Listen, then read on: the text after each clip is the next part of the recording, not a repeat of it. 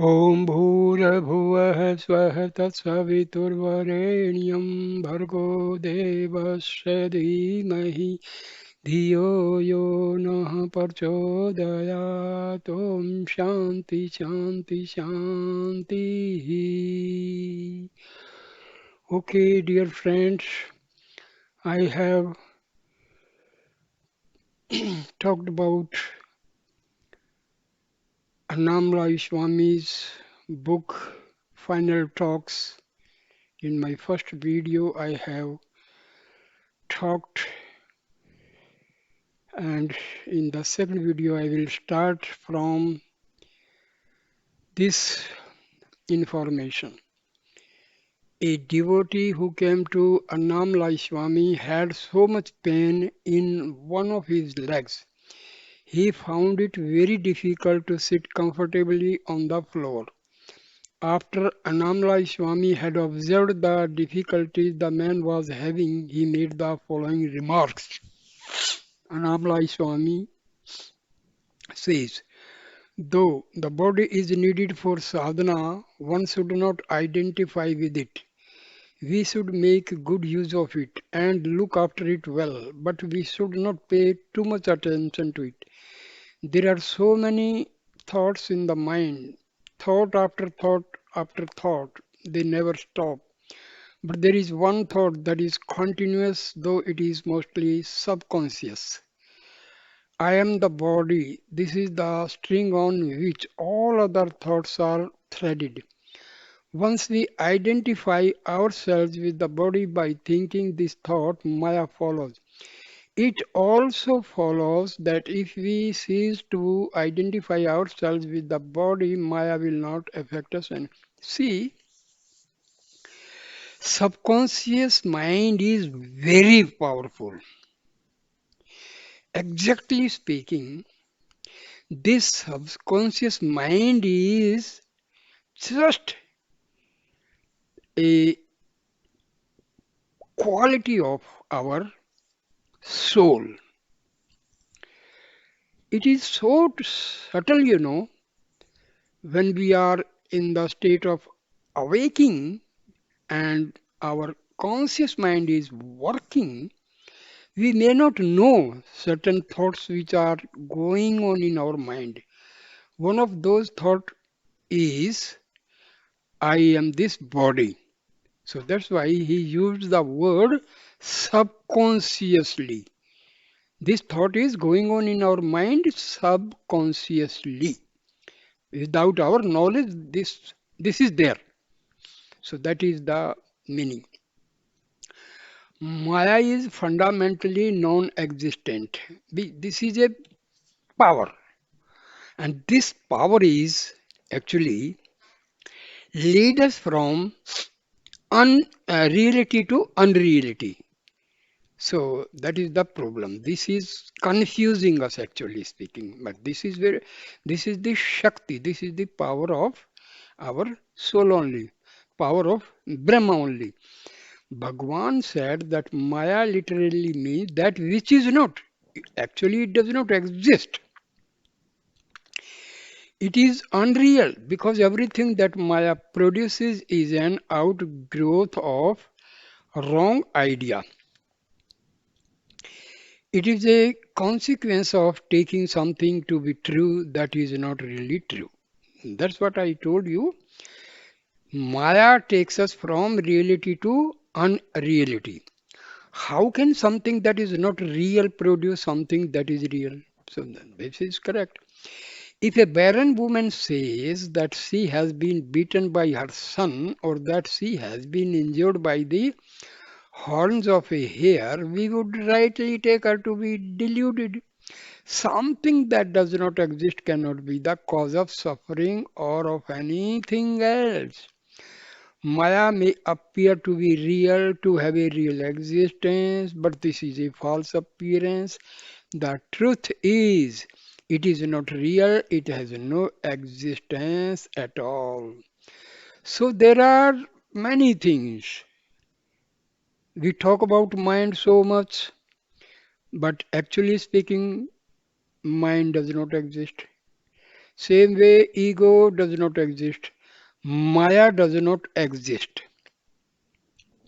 See, these are the attributes of our soul. Otherwise, mind, ego, Maya, these do not have their independent existence. How to get rid of this? I am the body. This feeling, how we can get rid of, and Maya that is produced by it. It goes when there is a saman bhava, the equanimity or equality of outlook that leaves one unaffected by extreme opposites such as happiness and unhappiness, pleasure and pain. When saman bhava is attained, the idea I am the body is no longer present and Maya is transcended. Now, question is put by a devotee to Annamalai Swami. It says, is the body to be regarded as unreal, as not me? What attitude should I have towards this body and all the sensory information it provides me with? Annamalai Swami replies, by itself, this body is jada. Jada means non-living, insentient, inert, and lifeless. Without the mind, the body cannot function. And how does the mind function? Through the five senses that the body provides. Mind and body are like the tongue and teeth in the mouth. They have to work in harmony with each other. The teeth do not fight with the tongue and bite it. Mind and body should combine in the same harmonious way. However, if we want to go beyond the body, beyond the mind, we have to understand and fully accept that all the information the senses provide is not real. Like the mirage that produces an illusory oasis in the desert, the senses create the impression that there is a real world in front of us that is being perceived by the mind. See, the mirage, it takes place due to the principle of refraction of light. When light passes from lighter medium to denser medium, the rays of light deviate from their actual path. And when they actually pass through a medium like prism and all, there is a dispersion of light. So due to this, by delusion, when we look to a certain distance, it seems in the desert there is water, but actually there is no water because in summer the sand becomes very hot. So due to different densities of the air media, this refraction takes place and mirage occurs. So this is very simple thing. The senses create the impression that there is a real world in front of us that is being perceived by mind. The apparent reality of the world is an illusion like mirage. It is merely a misperception. When the mind perceives a snake where in reality there is only a rope, this is clearly a case of the senses projecting an imaginary image onto a real substratum. This, on a large scale, is how the unreal appearance of the world is projected by the mind and the senses onto the underlying reality of the self. Once this happens, we see the superimposition, the unreal names and forms we have created, and we forget about the substratum, the reality that underlies them. Now, our soul is the substratum. Everything happens, occurs, because the power to anything, any part of our body, mind, ego, Maya, everything is getting power from our soul. That is the substratum.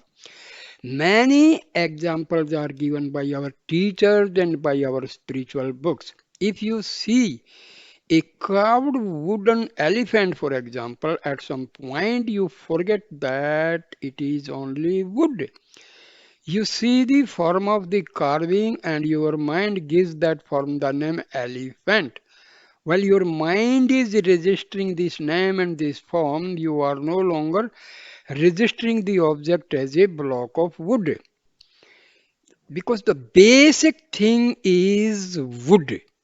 Rest, the features, the model, everything is secondary. It is the same when you see jewelry made out of gold, because gold is the basic material out of which the jewelry is made. But our whole attention is towards the form of the jewelry, not on the basic material out of which it is made. You see a shape, call it a ring or a necklace, and while you are studying the form, you temporarily forget the substance it is made of. Same way, we talk about our body parts, we talk about Maya, talk about ego, talk about mind, but the basic thing, that is our soul, is completely forgotten. Self-inquiry is the process by which attention is put on the substratum instead of on the names and forms that are habitually imposed on it. Self is the substratum out of which all things appear to manifest, and the jnani is the one who is continually aware of the real substratum. He is never deluded into believing that the names and forms that are perceived by the senses have any real existence. See, due to the negligence about our soul, the complete lifespan is spent around mind, ego, Maya, and all. This body, body parts, organs, etc. But completely we are ignorant of our soul. So that is the basic thing we are forgetting, and our life is completely revolving around the non-real things, unreality. So what is the aim of talking about all this knowledge? We have to move from unreality to reality. That is the basic thing, and that gives us self-realization, that gives us liberation. But whatever we see in this room, for example, that picture of Bhagwan over there is unreal. It has no more reality than the objects we perceive in our dreams. We think we live in a real, materially substantial world and that our minds and bodies are real entities that move around in it. When the self is seen and known, all these ideas fade away and one is left with the knowledge self alone exists.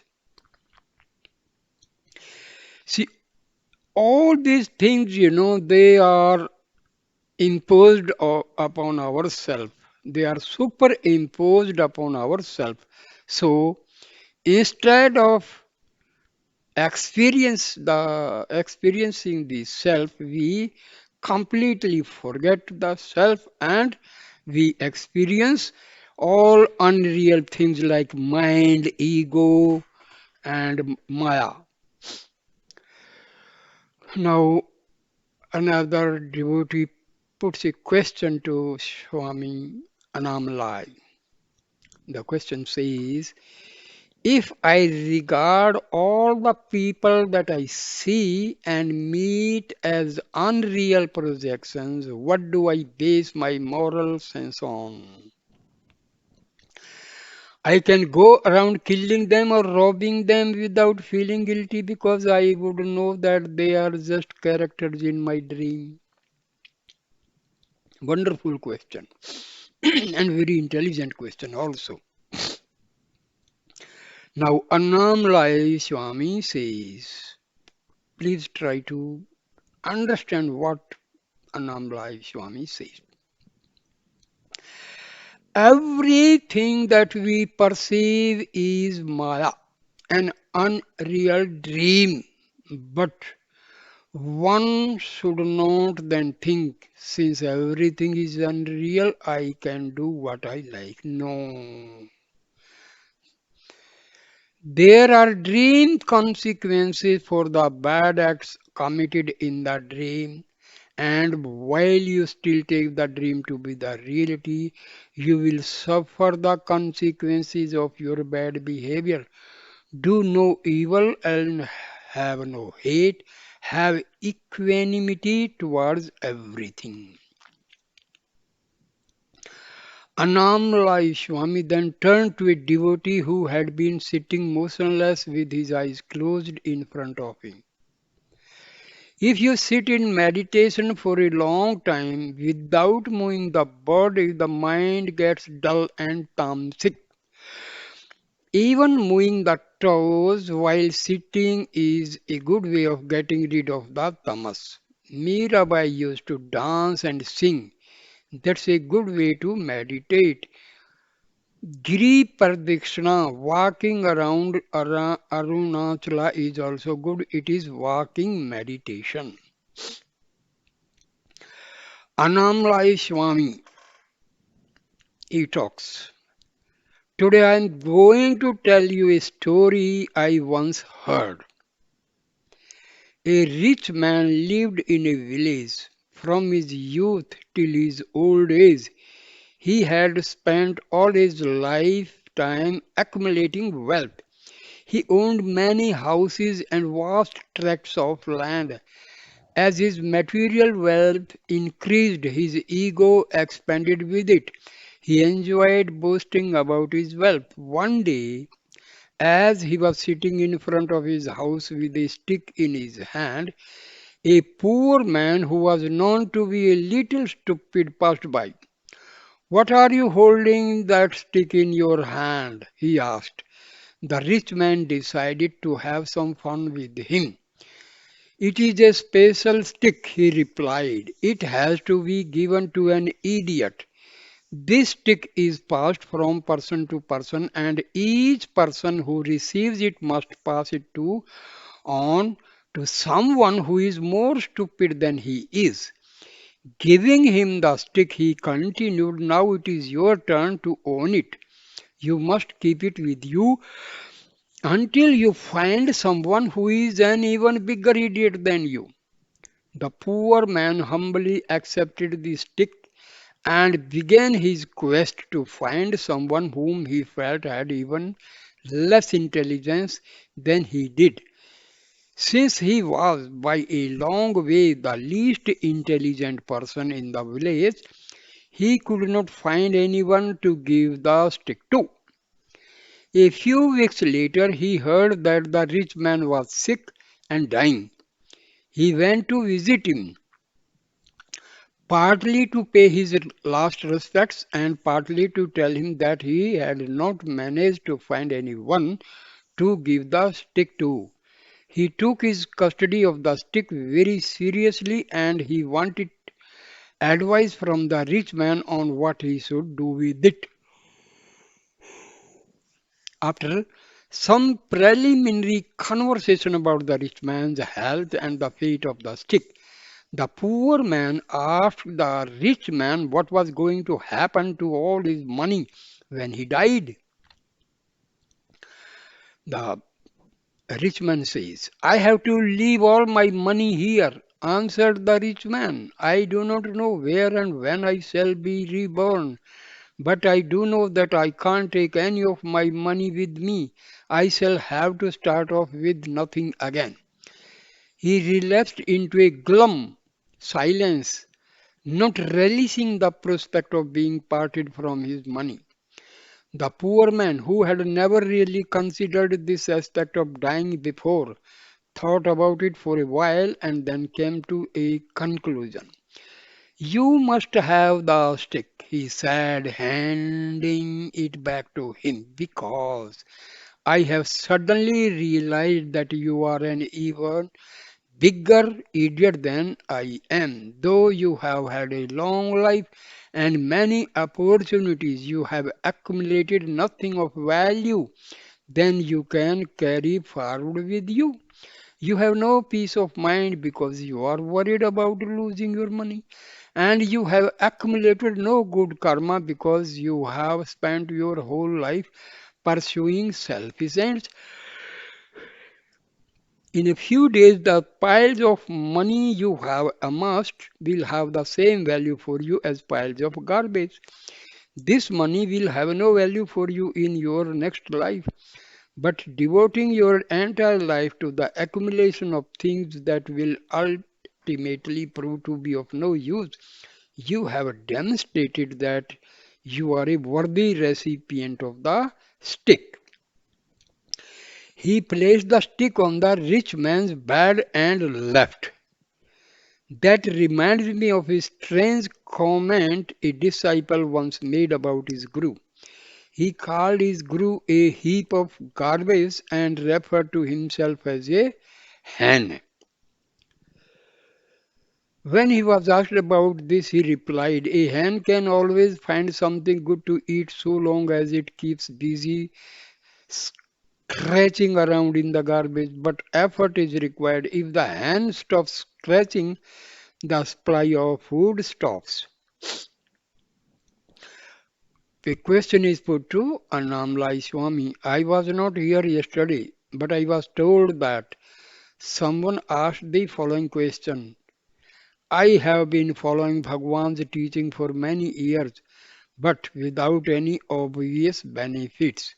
I don't feel any peace. What am I doing wrong? Why am I not getting results? Annamalai Swami replies, self-inquiry must be done continuously. It does not work if you regard it as a part-time activity. You may be doing something that doesn't hold your interest or attention, so you think I will do some inquiry instead. This is never going to work. You may go 2 steps forward when you practice, but you go 5 steps backward when you stop your practice and go back to your worldly affairs. You must have a lifelong commitment to establish yourself in the self. Your determination to succeed must be strong and firm, and it should manifest as continuous, not part time effort. For many lifetimes, you have been immersed in ignorance, you are habituated to it. All your deeply rooted beliefs, all your pattern of behavior reinforce ignorance and strengthen the hold it has over you. This ignorance is so strong, so deeply enmeshed in all your psychological structure. It takes a massive effort over a long period of time to break free from it. The habits and beliefs that sustain it have to be challenged again and again. Ignorance is ignorance of the self, and to remove it, self awareness is required. When you come to an awareness of the self, ignorance vanishes. If you don't lose contact with the self, ignorance can never arise. If there is darkness, you remove it by bringing light. Darkness is not something real and substantial that you have to dig out and throw away. It is just an absence of light, nothing more. When light is let into a dark room, the darkness is suddenly no longer there. It did not vanish gradually or go away piece by piece. It simply ceased to exist when the room became filled with light. This is just an analogy because the self is not like other lights. It is not an object that you either see or don't see. It is there all the time, shining as your own reality. If you refuse to acknowledge its existence, if you refuse to believe that it is there, you put yourself in an imaginary darkness. It is not a real darkness. It is just your own willful refusal to acknowledge that you are light itself. This self inflicted ignorance is the darkness that has to be banished by the light of self awareness. We have repeatedly to turn to the light of the self within until we become one with it. Bhagwan spoke about turning inward to face the self. That is all that is needed. If we look outwards, we become entangled with objects and we lose awareness of the self shining within us. But when by repeated practice we gain the strength to keep our focus on the self within, we become one with it and darkness of self-ignorance vanishes. Then even though we continue to live in this false and unreal body, we abide in an ocean of bliss that never fades or diminishes. See, our soul, it is nothing but eternal peace and bliss. A realized soul, is always full of bliss and peace. Because the very nature of soul is eternal peace and bliss. This is not going to happen in a moment because lifetimes of wrong and ignorant thinking have made it impossible for most of us to focus intently and regularly on the self within. If you leave your house and start walking away from it, and if you continue this habit over many lives, you will probably be a long, long way from home when you finally decide that you have had enough and that you want to go back to where you started from. Don't be discouraged by the length of the journey and don't slacken in your efforts to get home. Turn 180 degrees to face the source of your outward journey and keep moving back to where you started. Ignore the pain, the discomfort, and the frustration of seeming not to get anywhere. Keep moving back to your source and don't let anything distract you on the way. Take diversions or decide to flow uphill for a while. It doesn't become distressed. It just moves slowly and steadily back to the place its water originated from. And when the river dissolves in ocean, river is no more, only ocean remains. See, this is like this. Suppose a person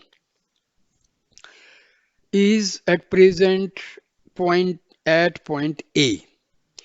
Now he walks to a distance of 20 miles to another point B.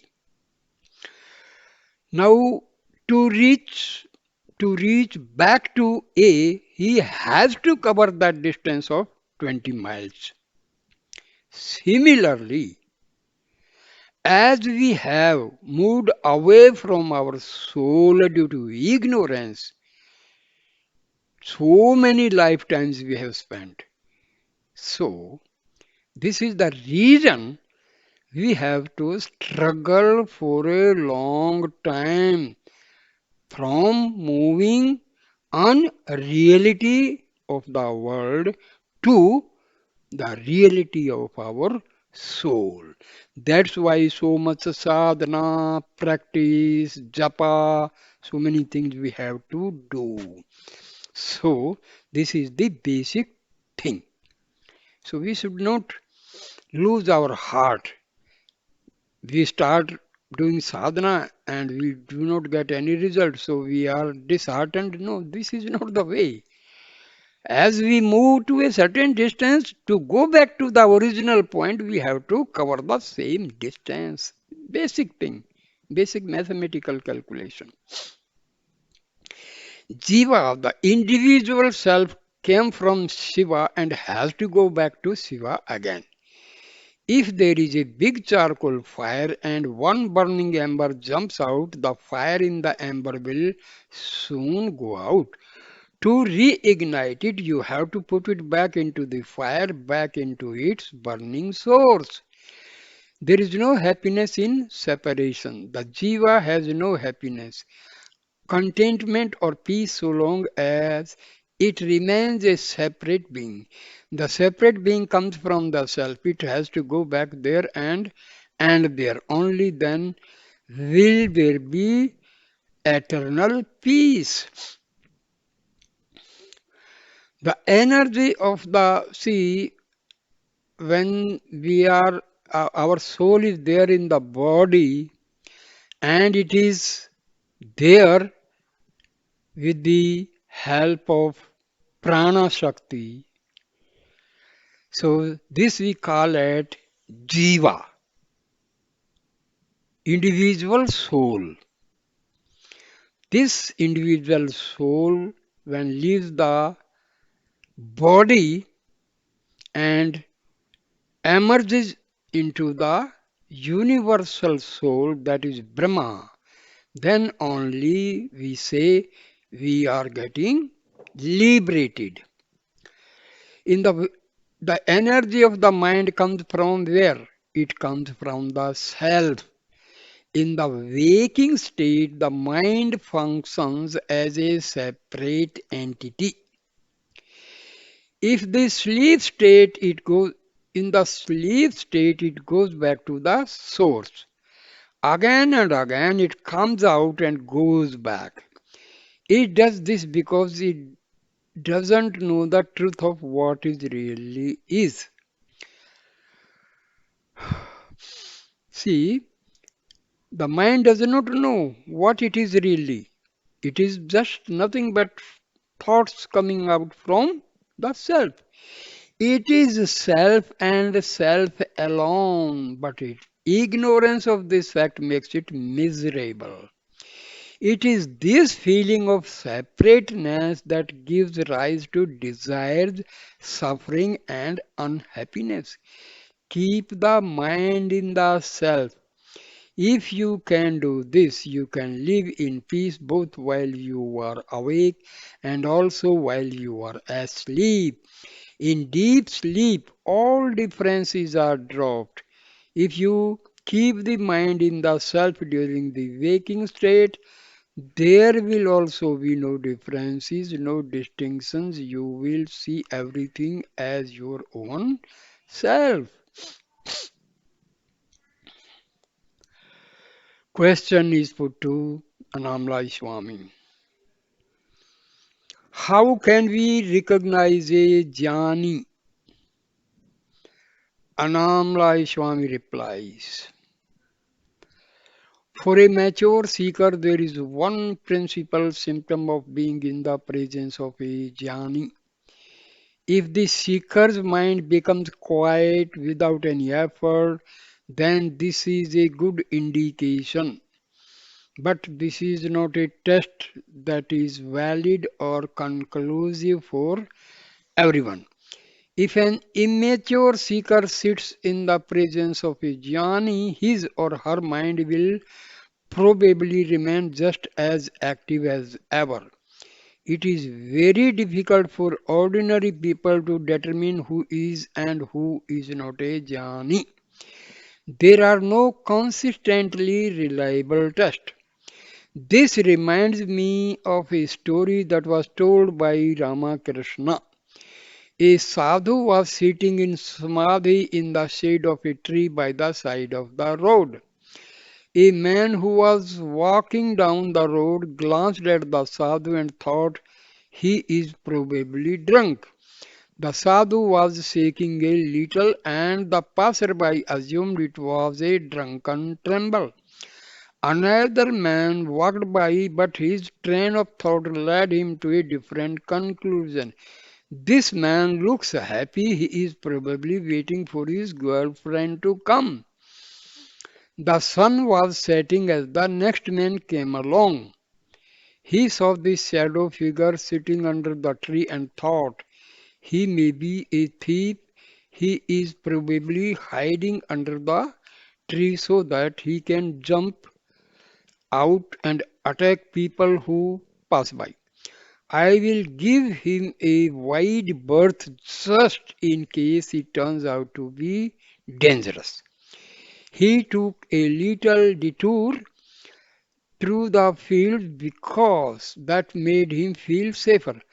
Shortly afterwards, a fourth man came along. He was an advanced spiritual seeker, and in the gathering gloom, he could detect a halo of light around the sadhu's head.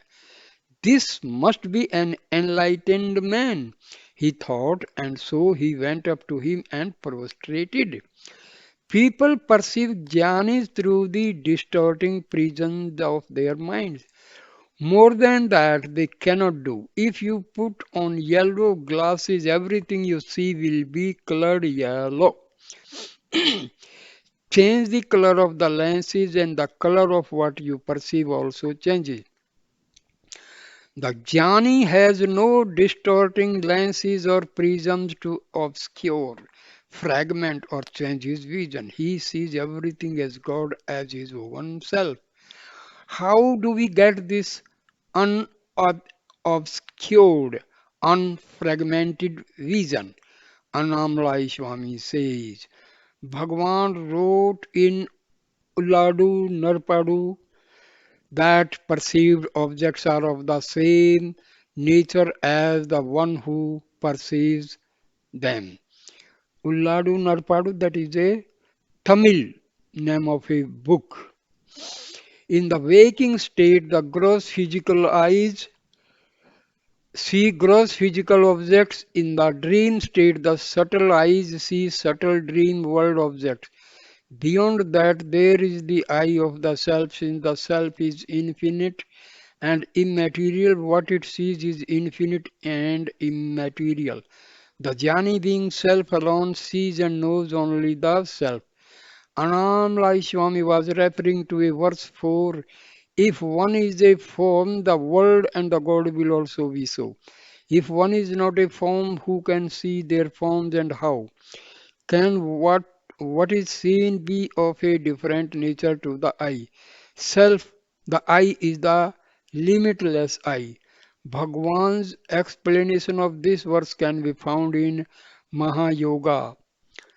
If the eye that sees to if the eye that sees be the eye of flesh, then gross forms are seen. If the eye be assisted by lenses, then even invisible things are seen to have form. If the mind be that eye, then subtle forms are seen. Thus the seeing eye and the objects seen are of the same nature. That is, if the eye be itself a form, it sees nothing but forms. But neither the physical eye or the mind has any power of vision of its own. The real I is the self, as he is formless, being the pure and infinite consciousness, the reality he does not see forms. Annamalai Swami now continues with his answer. The self shines all the time. If you cannot see it because your mind has obscured it or fragmented it, you have to control your vision. You have to stop observing with the eye of the mind, because that eye can only see what the mind projects in front of it.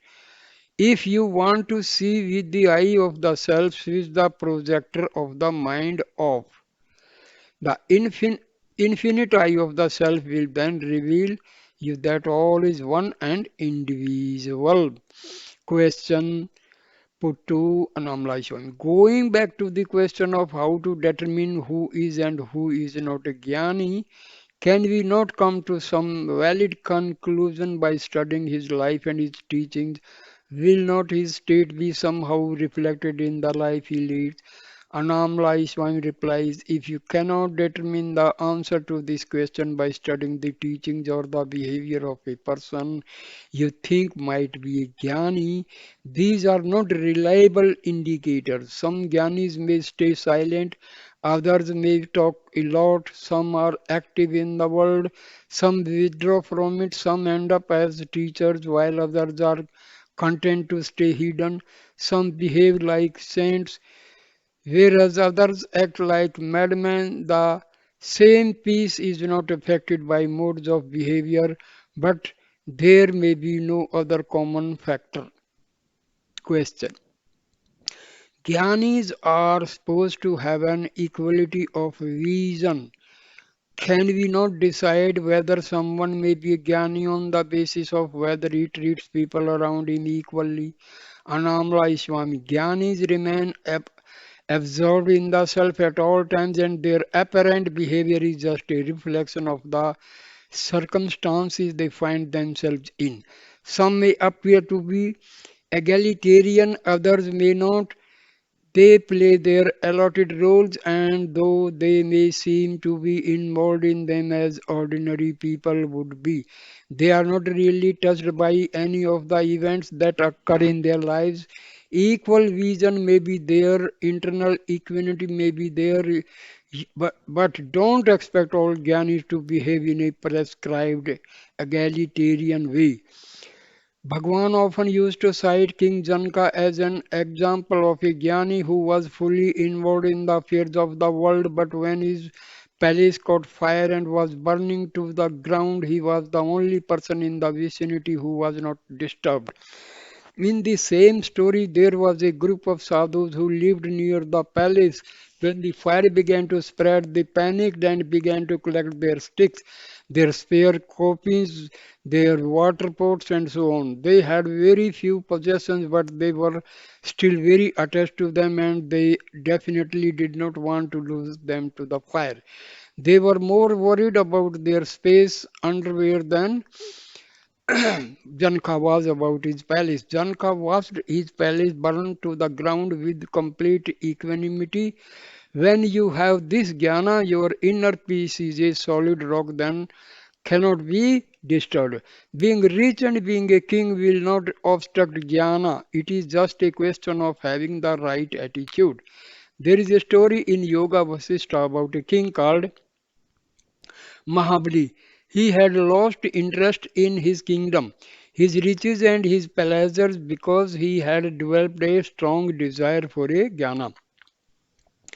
He summoned his guru, Sukracharya, to the court and asked him what he should do to attain jnana.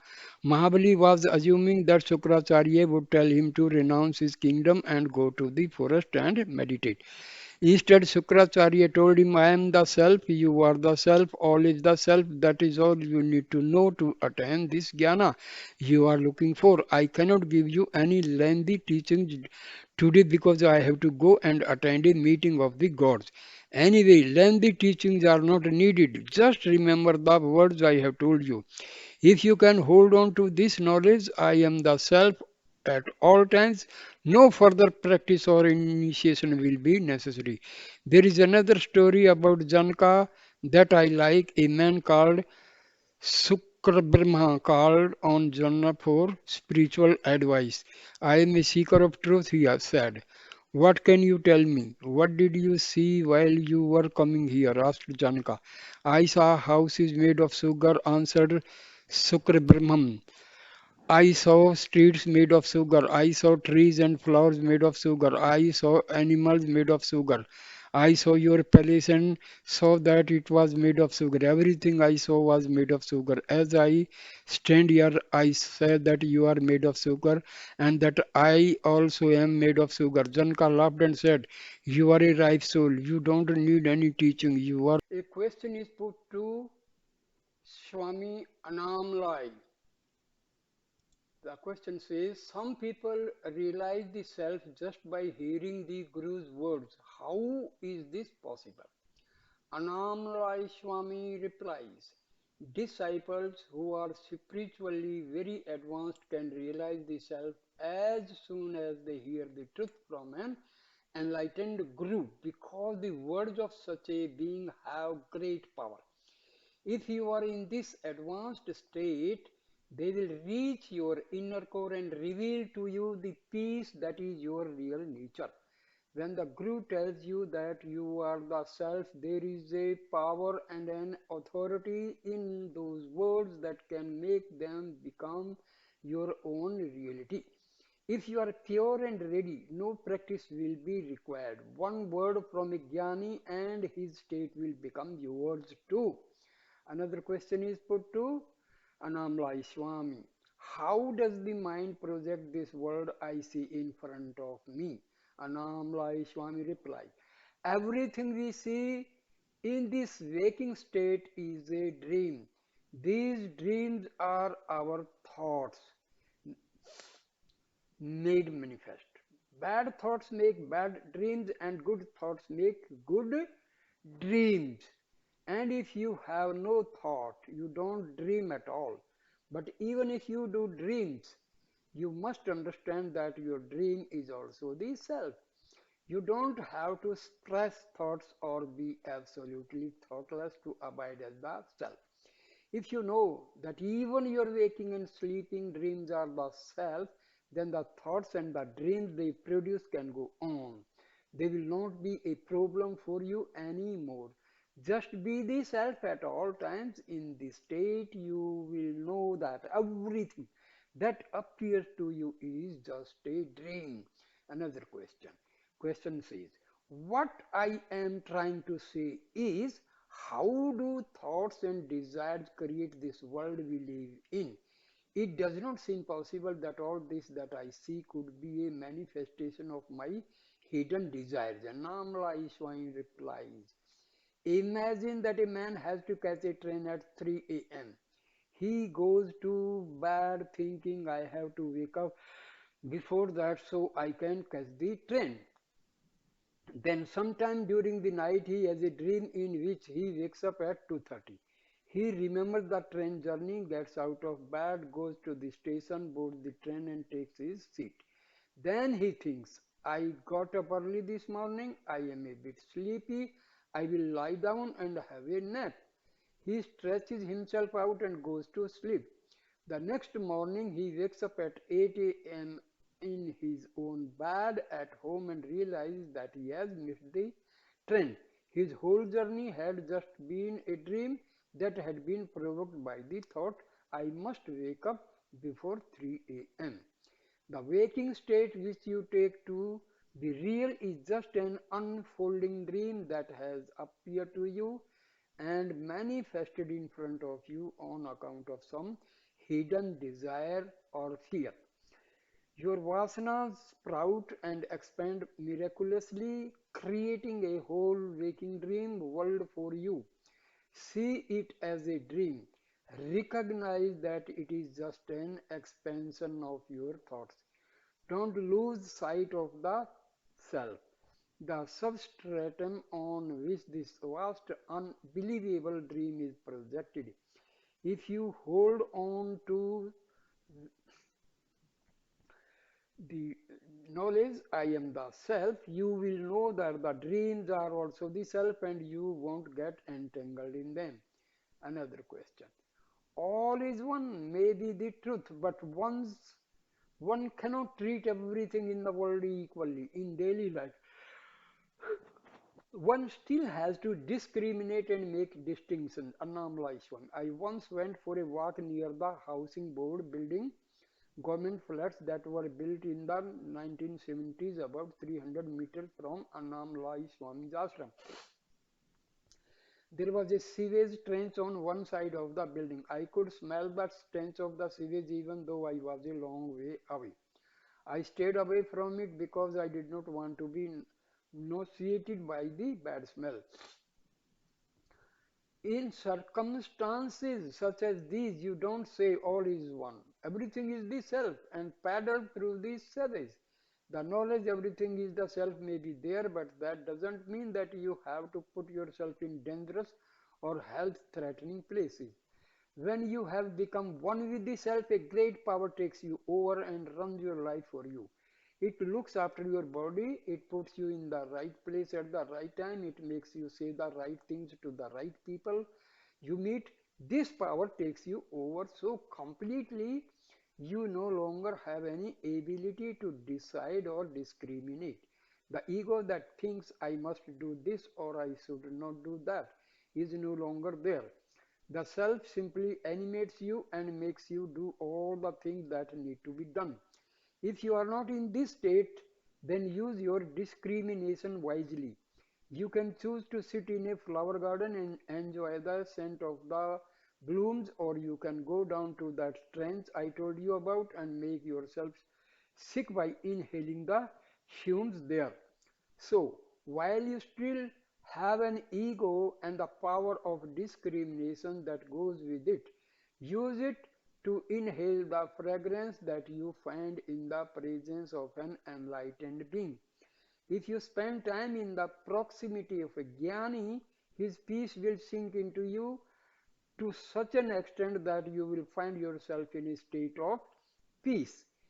If instead you choose to spend all your time with people whose minds are always full of bad thoughts, their mental energy and vibrations will start to seep into you. I tell you regularly, you are the self, everything is the self. If this is not your experience, pretending that all is one may get you into trouble. Advaita may be the ultimate experience, but it is not something that a mind that still sees distinctions can practice. Electricity is a useful form of energy, but it is also potentially harmful. Use it wisely. Don't put your finger in the socket, thinking all is one. You need a body that is in good working order in order to realize the self. Realizing the self is the only useful and worthy activity in this life. So keep the body in good repair till that goal is achieved. Afterwards, the self will take care of everything and you won't have to worry about anything anymore. In fact, you won't be able to because the mind that previously did the worrying, the choosing, and the discriminating will no longer be there. In that state, you won't need it and you won't miss it. Question. What should be the right attitude when one sits in the presence of a jnani? Annamalai Swami replied, just keep quiet. Make contact with the silence of the self within. This is the way of making contact with your Guru, and it is also the best attitude to have when you are sitting in his presence. Another question is put to Annamalai Swami. I understand this is also my inner feeling, my own belief of what I need to do, but knowing it does not produce the desired results. I know that I can make contact with my real Guru by abiding as the self within, but it rarely happens. I cannot abide in that state all the time. And when I am out of that state, I am acutely aware of the separation. Then, when I feel that separation, I feel a need to be in the Guru's physical presence. The advice, go back to the self within, is not so attractive then because I know I cannot do it. Annamalai Swami replies, who is feeling this separation? Who is separate from whom? Ask yourself this question whenever these thoughts rise. I remember a devotee who got very attached to Bhagwan's feet. He would touch his feet and then try to hold on to them for a long time. One day Bhagwan said to him, don't get attached to these feet because one day they will disappear if you are so attached to physical things. When they go, you will be depressed and you will feel miserable. Hold on to the self within. That is the Guru's true feet. It will never go away because it is eternal. The self abides within you as your Guru. It is up to you to find him there and to stay with him. The light of the self cannot be extinguished. It is eternal and immanent. It is not like ordinary lights that can be switched on and off. Once it is discovered within, it will be on all the time. The incident that Annamalai Swami reported in his final answer also seems to have been recorded by Sadhu Natananda in his Tamil book Sri Ramana Darshanam. In his section about devotees who wanted to hold on to the Guru's feet or show excessive respect to him, he has Bhagwan give out two emphatic statements. The first to a devotee who was holding on to his feet, and the second to another devotee who was performing an over elaborate prostration. Only the Supreme Self, which is ever shining in your heart as the reality, is the Sadguru. The pure awareness, which is shining as the inward illumination, I, is His gracious feet. The contact with these inner holy feet alone can give you true redemption. Joining the eye of reflected consciousness to the bhasha, which is your sense of individuality to these holy feet, which are the real consciousness, is the union of the feet and the head, which is the real significance of the word asi, the verb in tattvam asi, that thou art. As these inner holy feet can be held naturally and unceasingly hereafter, with an inward turned mind, cling to that inner awareness which is your own real nature. This alone is the proper way for the removal of bondage and the attainment of supreme truth. The benefit of performing namaskaram, prostrating to the Guru, is only the removal of the ego.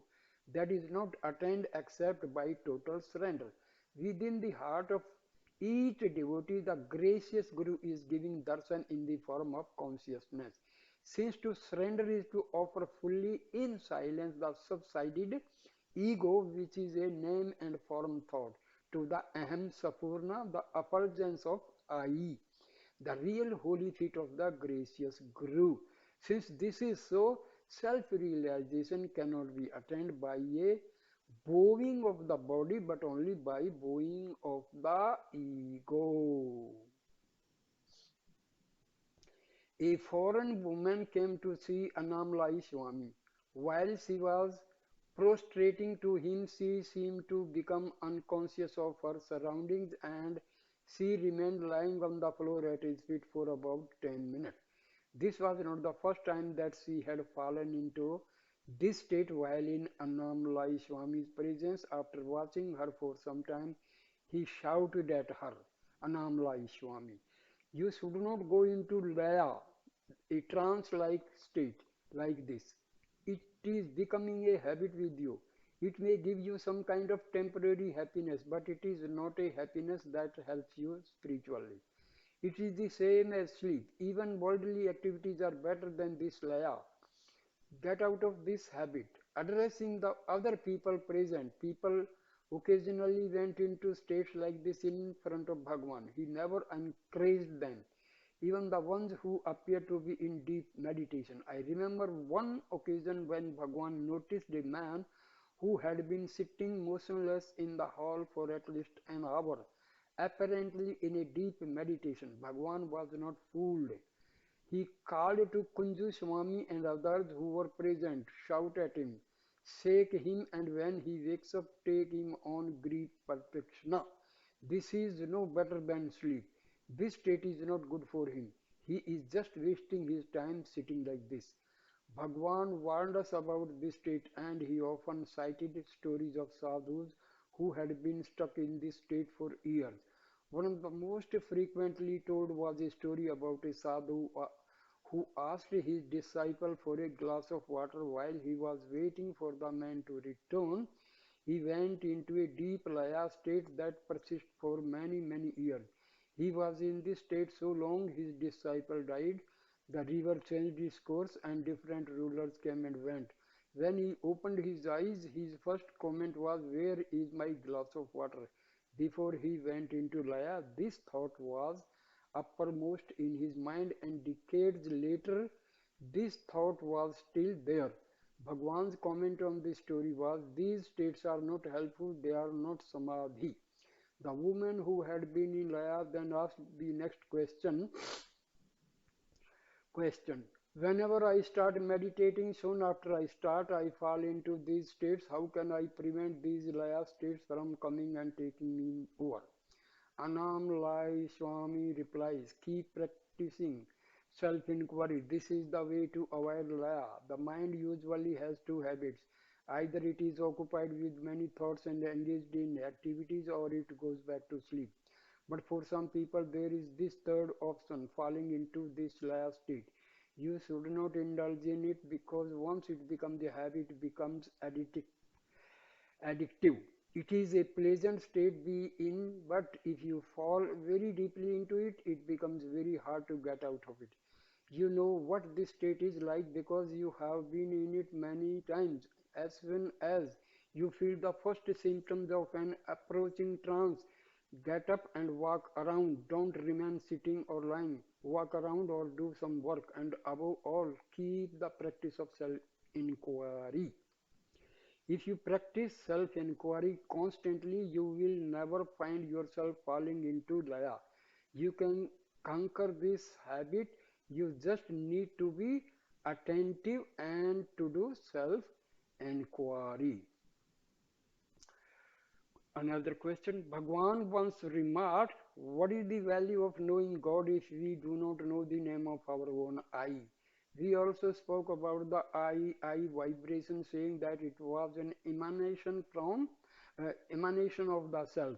When Bhagwan spoke of I, did he mean that it was Shabd Nadi, a subtle sound, or is it merely the feeling I? Annamalai Swami replied, they both indicate and mean the self. Question. Is the sound also the self? Annamalai. The sound is happening in the self. Question. Is it same as the self or is it the reflection? Annamalai. It is also a part of the self. Question. So is it like the white color of milk inseparable from the milk? Annamalai Swami replies, yes. Another question. I am asking this because I hear the sound all the time, but I do not know if I feel the I in the heart. There is a feeling that I ought to be going deeper, so I ask myself, what is the feeling of the sound? Is this a good practice? Annamalai Swami replies, let me give you an example. The fan over our head is spinning around. A stream of cool air is coming from it, but we also hear the noise of the motor. Both perceptions originate from the working of the fan. It is the same with the self. The soundless sound of the self goes on all the time by itself. It does not make a sound. It is the subtle sound. If you tune into this sound, you can't actually listen because it is not a physical noise. That tuning in will lead you to the peace of the self. That peace is prior to and beyond this very subtle pulsation. When you reach that final peace, that ultimate stillness, the sound will disappear in the self. In that final place, there is no sound, there is only peace, somewhat like the peaceful, soundless state that is experienced in deep sleep. However, full awareness remains there. It is not an unconscious state. Most people cannot hear or be aware of the subtle inner vibration because it is drowned out by the physical noise of the outer world and by the persistent mental noise of the mind. The only people who can hear the sound are those in whom thoughts have mostly disappeared. One needs to be in deep level of mental peace in order to be aware of this sound. This subtle vibration is resonating all the time in all people, by virtually no one hears it because preoccupation with thoughts covers it up. Bhagwan was not the first teacher to talk about this subtle sound. Himaleka, for example, mentioned in Tripura Rahasya. So this inner sound is not something newly discovered. Close your mental and physical ears and you will hear this vibration resonating all the time. So here I stop the video for the day. Please subscribe my channel and like, share and comment on my video. Thank you, dear friends.